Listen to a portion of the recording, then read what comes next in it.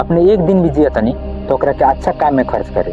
अपने 100 साल तक जिए वो कोनो काम ना जब तीनों लोक में अपने के दुखी मिलत होके था। दोस्त ओकरा खातिर मत पछताई जौन बीत गइल बाटे, फिर भविष्य के लेके चिंता भी मत करे। काश के बुद्धिमान आदमी वर्तमान में जिएला सन, काश के वर्तमान ही भूत और भविष्य के तय करेला।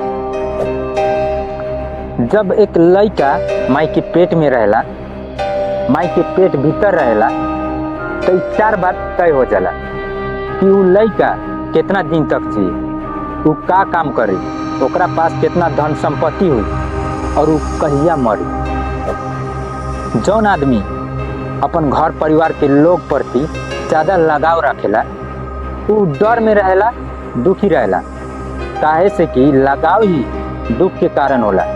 यदि रउआ सुखी चाहतनी तो कोनो भी चीज से ज्यादा लगाव मत रखिए। जे भविष्य खातिर तैयार रहेला, जे कोनो भी समस्या आवेला ओकरा के झट से निपटा देवेला, कि दोनों लोग सुखी रहेला सन। लेकिन जे नसीब के भर में रहेला सन, नसीब के भर में बैठल रहेला सन, उगनी के बर्बाद हो जाला सन। राजा बड़ियार होला तो प्रजा भी बड़ियार होला, राजा पापी होला तो प्रजा भी पापी होला, राजा सामान्य होला तो प्रजा भी सामान्य होला। काहे से कि राजा प्रजा के आगाड़ी एक उदाहरण होला।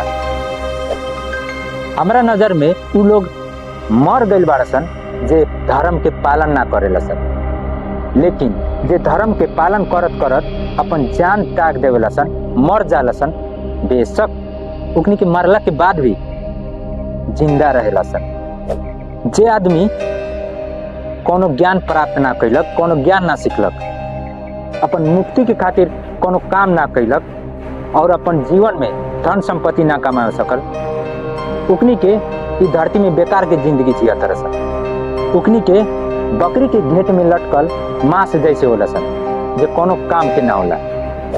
दोस्त जे अपन आत्मा के ज्ञान के समझ लेवेला वो अपना शरीर ना समझेला, वो हरदम समाधि में रहेला, भले ओकर शरीर केनहू काहे ना चल जाए।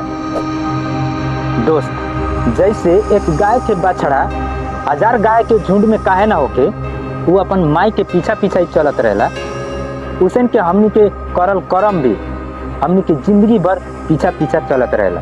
वैसे बुद्धिमान लोग सोच समझ के कोनो काम करेला सन, कर्म करेला सन। जे कोनो काम करे में व्यवस्थित ना बाटे, उकनी के आदमी के बीच या जंगल में रहे सुखी ना रहेला सन। जे आदमी के देख के चलन होकत होके जंगल में तो कोनो आदमी ही ना रहे। दोस्त यदि आदमी उपकरण के सहारा ली तो गर्भ जल से पानी निकाल सकता, उसन के एक विद्यार्थी सर के सेवा करी, अपन गुरु के सेवा करी, अपन गुरु के बात मानी तो गुरु भीतर रहल पूरा ज्ञान प्राप्त कर सकता, ले सकता। हमनी के अपन कर्म के फल मिलेला, हमनी के बुद्धि में दिमाग में पिछला जन्म में जौन कर्म कैले रहे इंसान ओकर छाप रहेला, ओकर निशान रहेला। वैसे बुद्धिमान लोग आदमी सोच समझ के काम करेला सन।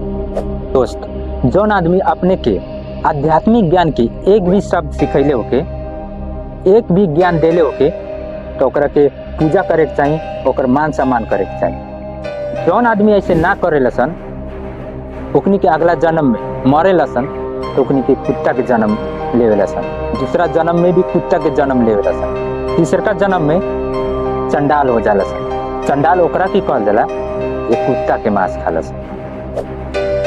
ई धरती में असली रतन यानी कि अमूल्य चीज अन्न, जल और मीठ बोली होला, लेकिन कुछ मूर्ख लोग पत्थर के अमूल्य रतन मानेला सन।